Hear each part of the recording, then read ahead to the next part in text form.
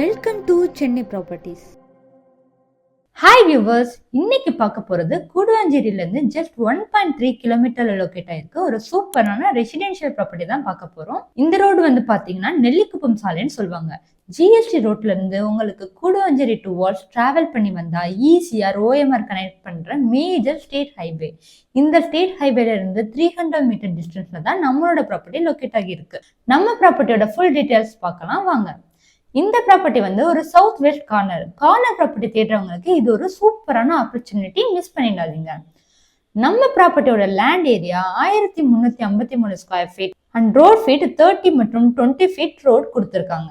இந்த ப்ராப்பர்ட்டி நல்ல ஒரு ரெசிடென்ஷியல் ஏரியால தான் லொக்கேட் ஆகிருக்கு. இங்க இருந்து Kilambakkam bus stand 10 minutes travel டிஸ்டன்ஸ்ல அமைஞ்சிருக்கு.